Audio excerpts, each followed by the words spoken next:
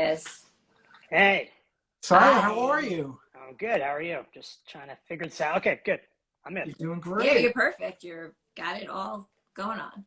Well, if you nail the first, 2 seconds, then you're great. So now I feel good. Okay. Thank you so much for coming on. I love it. Yeah. No, thanks for having me.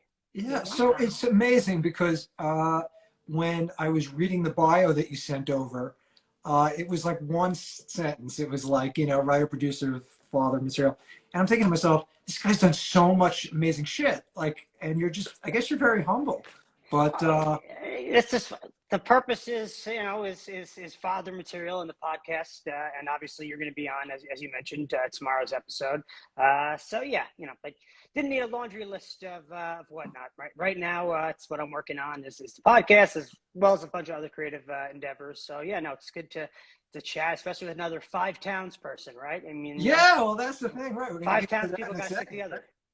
So where do we go first? Do we talk about the Five Towns first? Do we ask you about how you got into, creating Father Material? Where do we start? You guys tell me. I'm your guy. I know, but where does he want to start? All right, well, let's Five Towns. Okay, let's go. Okay, so wait, where are you residing now? Okay. So right now, I'm more out east on Long Island. I'm moving to Suffolk County, which I know I'm the guy from the Nassau State of Mind video. So going to Suffolk is I'm in enemy territory, but I've converted so I could take in all of Long Island in my lifetime. Wow. But my heart still resides. You can take the kid out of Five Towns. You can't take the Five Towns out of the kid, right? Absolutely. That's amazing. That is a 180. Yeah, I mean, listen, obviously the things that you're going to miss the most will probably be Mission Chateau or nice. There's not that much left. There's not that much. Yeah, I mean, we're getting down to it, but you're still here. Yes, this is true. So whenever I'm back in town for like a dentist or whatnot, I try to hit up whatever like Pantano's or whatever's like a local place that I kind of remember that's around. But yeah, I mean, Marinara. But yeah, there's a lot of changeover. It is. Well, listen, change is constantly Shout out to Pantano's and Marinara and Pizza Place and all those places and Friendlier. Yeah, those are all still hanging out. Sure. Yeah. Zaga Sushi. Yeah. Unbelievable. So. And Donna Cola. Oh my God, how could we forget about Donna? I wasn't even forgetting about it. I had moved on mentally. I just feel like I have to mention everyone now. Yes. Yeah, let's just get every. I was going to mention Pies Plus places and Bee's Tea Room.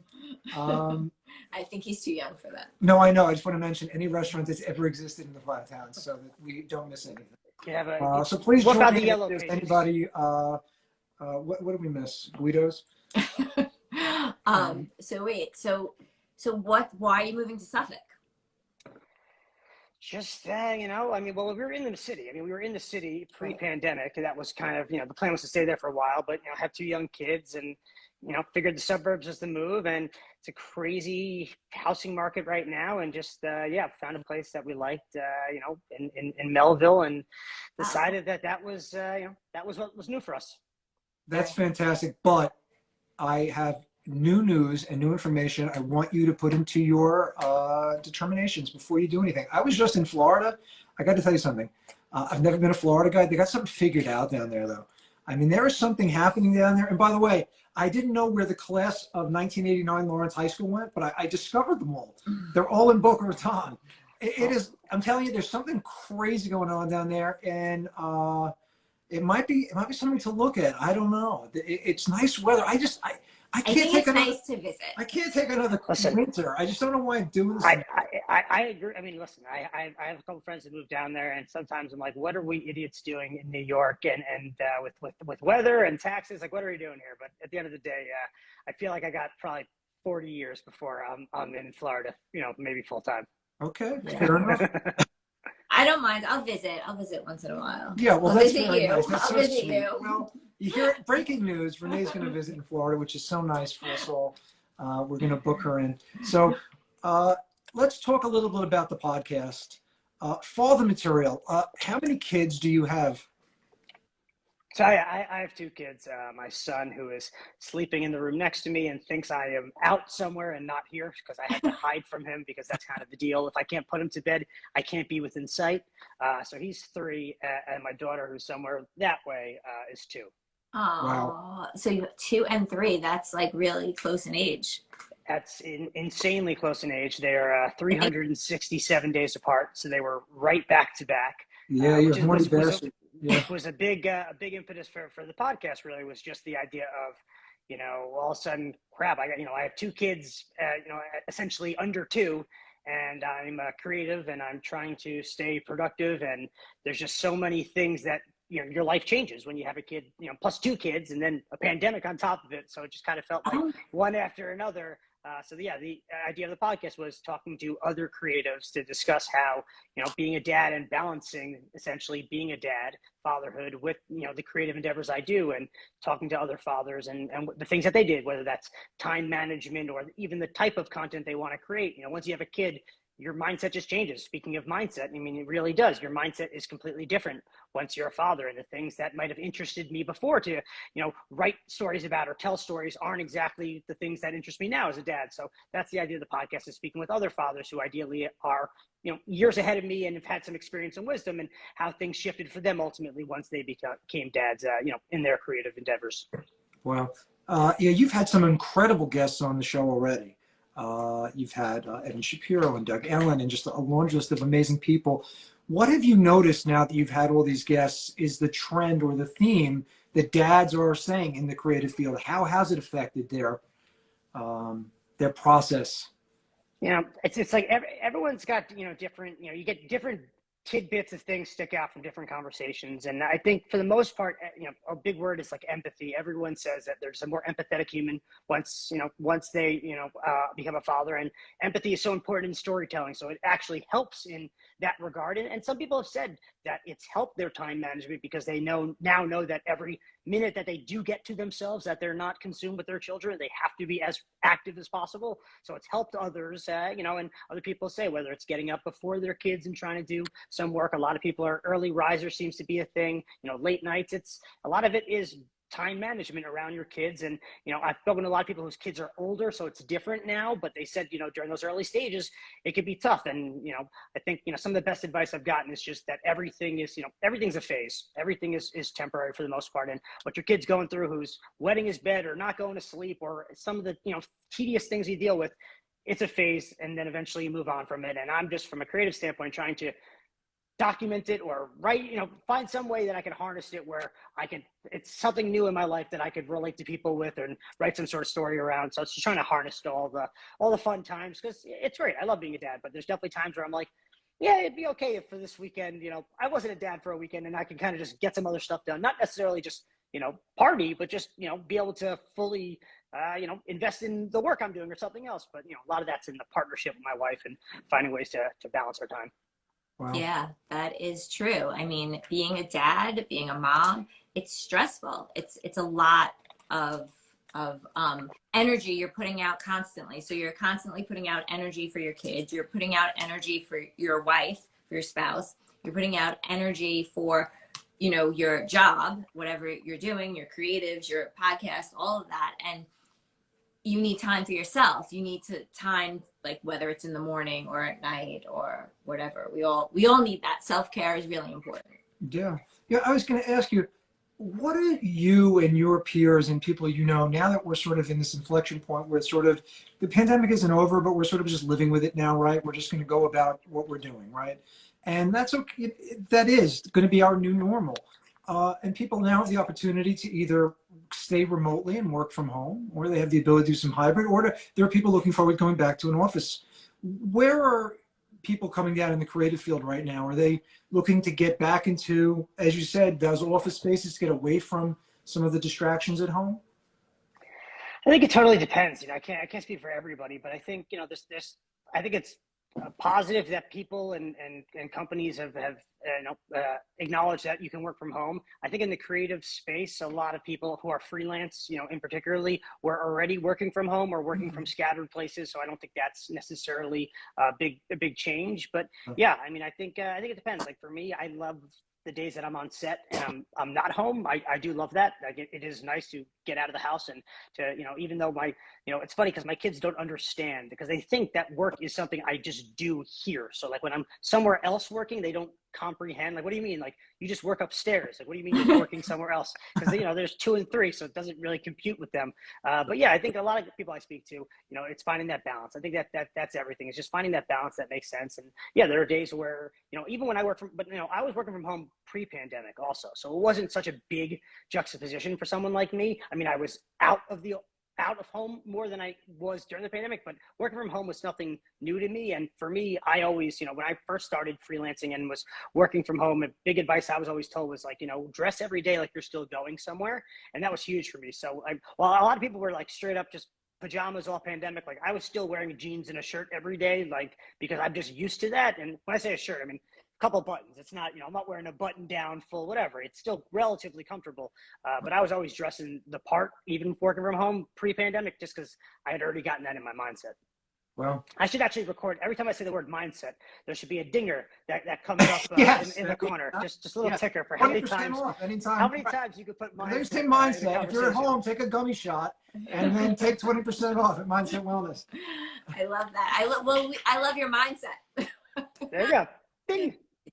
And to work from home and have that mindset of getting dressed, I love that. I think that is a great way to do it, because then you're like still feeling like you're I don't know, separating your day kind of. So exactly as somebody who has a long history of creating viral content, before it was, I don't even know if it was called viral back then, but content that has been widely syndicated and has won actual awards. How do you control the content that you want your kids to consume? And how are you going to explain to them what that content is, knowing you have it from a much different angle of what it actually, how it came to be? I always find that interesting. For sure. I mean, it's one of the bigger, conversations I have, on the podcast with other people who are in the content specific space. It's so hard. I've made some, we've made some mistakes. Like, we basically, I know a lot of people who are like, we don't let our kids watch TV, or we're not going to let our kids watch TV, but like, good luck during the pandemic, not giving your kid like a tablet or putting on the TV. Like, I commend any parent who was like, that's it, I'm just doing arts and crafts and putting on a show for my kid 24/7. Like, it's just not feasible. But we were honestly pretty big on TV before that too, like trying to find intentionally educational stuff. Or we were watching this, like Baby First was the thing that we did, and then a lot of like Coco Melon and I got into Coco Melon over the thing. I don't have little Coco ones, Melon was trending the whole. So you were just checking that? I don't know. I found it enjoyable. I mean, listen, there's a couple of songs that are okay. A lot of it, then you start to realize it's like the same tune in every Coco Melon song. It's just literally just the same tune, but they just put new words for whatever the situation is. And sometimes it works, sometimes it doesn't. But like Coco Melon, we do this. A lot of what we do though is actually via YouTube, for better or for worse. Some people are like, keep your kids off of YouTube. And I probably wish that we didn't do so much YouTube, because my kids now like have a shorter attention span than I'd like. Like, we still can't get them to watch a full movie. Like, I wish we had introduced more longer form video content instead of the short form right away. Cause now like they want quick, things. Then it's like, skip the ad. They like go crazy, skip. Like, they know what, like, they don't know what commercials are, but they just know that like you have to press skip after like every now and then so they can get back to their show. So it's like, I wish we had maybe like filtered a little bit more of, like, YouTube's a big web, but the flip side, YouTube algorithm has actually brought a lot of great shows to my kids that I wouldn't have known. Like, there's a Australian show, Bounce Patrol, that I would have never known about, but my kids learned a lot of, like, about the alphabet, a lot of things where, like, my son at one point knew Japanese counting from 1 to 10 just because like they do 1 2 3 uno and then they do like ichi, whatever like the Japanese letters are. I don't know them, but like all of a sudden he was like saying them. We're like, what is this kid saying? And then I realized what he was watching, and then I even like Googled the letter, and I'm like, oh wow, he's like actually getting 1 to 10 like fairly right in Japanese. So I actually think my son learned a lot more, because also remember, the last 2 years, minus the last, couple months, whatever, he was pretty isolated with just my daughter. which is great. It actually worked out perfectly that I had back-to-back kids. Maybe I didn't think so at first, but it actually worked out in the pandemic because they had each other. But he was learning so much. And I think my son's a lot more verbal just because he was watching so much content and interacting with it and singing and dancing. So I'm a proponent of content, but maybe I maybe wish, I think Disney Plus came like a little bit after my son. I wish we had been like a little bit more like, let's get him to watch full Pixar movies and not just like little clips. But again, the algorithm brought some new shows to us that I don't think we would have necessarily, have known about. That is so interesting about like, because our kids grew up with movies. They watched Lion King. Totally different, yeah. All of those movies, those amazing movies. And I can't imagine what kids today, they're going to grow up and what are they going to expect? Like everything's going to. It's just a lot of like quick days. On to the next thing. We want to watch, Larry Eggs. No, now you want to watch, we want to watch Diana and Roma. We want to watch, there's a lot of like YouTube shows that are like kids putting on shows for kids. So, I think YouTube Kids is probably smarter than YouTube. We probably should have never done YouTube. We should have at least done like YouTube Kids and like stayed within, because sometimes they'd be getting like ads for stuff where like they shouldn't just be getting those ads. So I think or those kids like more buy sense. Things like. Oh well, I mean, right? Yeah, you can get, like, you should see mattresses delivered to your house or something. I mean, you should see with my kids with like Amazon. I mean, with like with Alexa. I mean, the amount of times my kids are just asking Alexa for things, and we're like, no, Alexa, don't, because it's like, do you want to purchase this? So there's a lot of settings that I think I need to still look into, and there should be like maybe there is one, like a full parent's guide, because I mean, my son, firstly, my kids just think that like they could be in the supermarket and they'll just yell like, Alexa, play this song. It's like, Alexa's not here. To them, Alexa's just God who just plays music. They're not that wrong, by the way. So it's funny. We were actually talking about this the other day that like nobody will name their kid Alexa like ever again, because like you just can't, because it's just become this thing that generation seems like, whoa, that's gonna be like if someone like named, I don't know, like radio, if someone named a kid Radio my age, or like like refrigerator, it's just like Alexa is just like this thing to them. So yeah, it's really interesting. That is oh my God. When they meet in Alexa, they're going to be like, oh my God, it's Alexa. They're going to assume that there's going to be like a blue, like, circle halo around her. But yeah, I mean, my kids know a lot of songs that they probably like shouldn't yet, but just because like Alexa doesn't understand what they say. So like, I mean, this is a perfect example. Like we have a playlist, Brody, on Spotify. So Alexa, play Brody on Spotify, and it'll play a bunch of like kids songs. But my son tries to say, Alexa, play Brody on Spotify. But instead, somehow Alexa thought he said, play Booty by Young Gangsta. And all of a sudden they're playing Booty by Young Gangsta instead of Brody on Spotify. And now my son loves Booty by Young Gangsta. Well, again, the algorithm is feeding him what he really wants. So just go with it. He really wants the booty, I guess. He wants the booty. I mean, listen. You got to give it to him. Wait, so you were saying, so your mindset from before you had children to having children, how did that change? I just think that you can't, like especially from a content space, like you just anything you consume or you just think of it as a dad now, as a parent, opposed to beforehand, where, when you're not a parent, the only person you care about is like yourself and your spouse and, obviously your parents, whatnot, but it's just not everything I watch. Even the news, you watch the news, and I mean, not to get all, sentimental, but yeah, everything going on in Russia, Ukraine, anything. You're just like, what would I do if it was me and my kids? Like, you're just living, your outlook, your priorities, things just shift. And I think that's just something that's just your body, everything about you, including your mindset, it just changes. And I think from a production, creative standpoint and what I do, I take that to me on set, and whether it's not being like the dad on set, but you're in a leadership role, you're like, you just are playing a father role now that I wasn't necessarily maybe playing before, or just the way I approach if I'm working with kids on set, or even just a mother on set. I have a different level of how I can relate with people who are parents more than, I had obviously prior to having a kid. I mean, having a kid, it's funny. I always laugh, like aunts and uncles will always, if who don't have kids, like my siblings before they had kids, they always tell, oh, it's like this, being a parent. It's like, you don't know anything. Like you think, or I had friends who like their sisters had kids, and they would like try to like relate, oh, you're doing that. Yeah. My sister would tell me, it's like, you don't know what it's like having kids until you have kids. It's just one of those things that you could think it, you just can't know.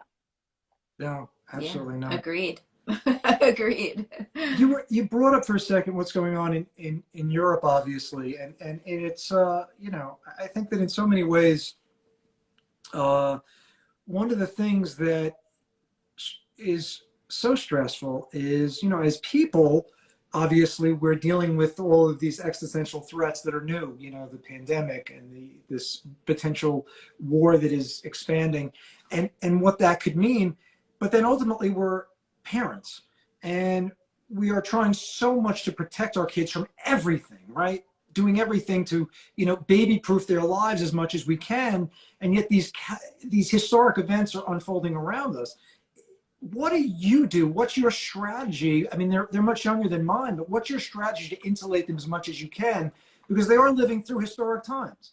And that for me, I guess my kids are so young. They're 2 and 3. So it's like, these are the questions that I would look to ask you because I wouldn't know as much. But I do say all the time, especially, for example, my kids with a mask mandate, my kids don't know a world without masks, really. My son was only like, 1 and change, so he doesn't know. So, it's like, I'm fortunate from that standpoint. Of course, I don't know the long term, what, the ramifications are going to be in their social development and whatnot.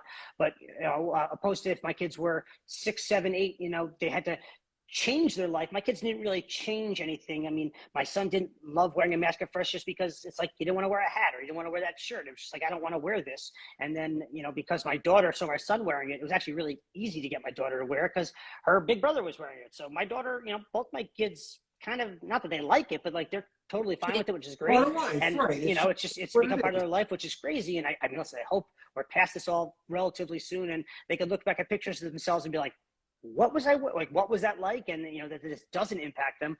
But, I don't know. I think about it all the time. How would I explain to them what was going on if they were, if they were a little bit older and really nervous about things?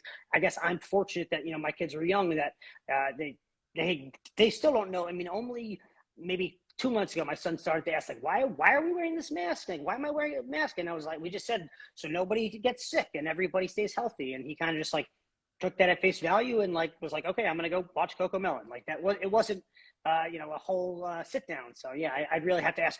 That's a question that I'd have to ask on the podcast to other fathers with older kids on dealing with that because I haven't really had to have those hard conversations. Yeah. That's it. Being honest and saying we're wearing the mask so people don't get sick. And kids are very bright and they're very adaptable. And when you're honest to appropriate to their age, I think that's the best way to handle things and just be so they can talk and be open. Yeah, absolutely. Yeah. I didn't have to get into the specifics of, COVID-19 and a pandemic. Right. I just kind of left it at like, here's the very base level, everyone stays healthy. Kid can understand that. He doesn't like being sick. And, that was kind of, fortunately, that was it. Yeah, it makes sense. I mean, for us, right, we got these, not only did we have our perspective from where we were looking at it, but then we had a 25-year-old's perspective, we had a 20-year-old's perspective, we had a 16-year-old's perspective, and they were each looking at it, obviously much differently, and the way it impacted their lives was so different. But they, as you said, kids are resilient, and if you continue to be consistent with your love and care, then usually things work out pretty good. Yeah, it's true. When you take care of yourself, then you're able to take care of everybody else. That's true. Speaking of taking care of yourself, what's cool is Mindset Wellness is a sponsor for your podcast. We are so excited. We didn't know how awesome the podcast was going to be. We just know you were the man. And it just worked out incredibly well. So tell us about your first Mindset Wellness experience. What was that like as you were, I think, relatively new to the CBD experience in space? Yeah, no, I mean, I really hadn't done, CBD, I'd done marijuana, was not, I'm not going to say that I do it. I'm a frequent flyer, but, I smoked. I really do, now enjoy it. And it's been super helpful. I mean, for me, the rest CBD gummies have been, the biggest, one that has really resonated with me just because of the fact of, being a dad. There's a tremendous amount of anxiety along with that, being a parent and then being a creative as well and being in the freelance world and being in a world where there's pandemics and things where you don't know necessarily, in my line of business, how are the dollars going to be there for advertisers still? Are people going to still be, looking to put budgets behind content? There's a lot of things that go through my mind constantly, and specifically going to sleep. I've always just been a terrible person at going to sleep, not very good at going to sleep. Just, I used to watch a lot of late night TV, and a lot of times my head hits the pillow and I'm going 1,000 miles an hour, thinking of 100 different things, from things about my kids and things that I did or didn't do with them, or projects I'm working on, projects I didn't work on, somebody I'm mad at, a coworker I'm mad at from like 10 years ago who I didn't do a project with. I mean, really just the scope is massive of things that will keep me up at night.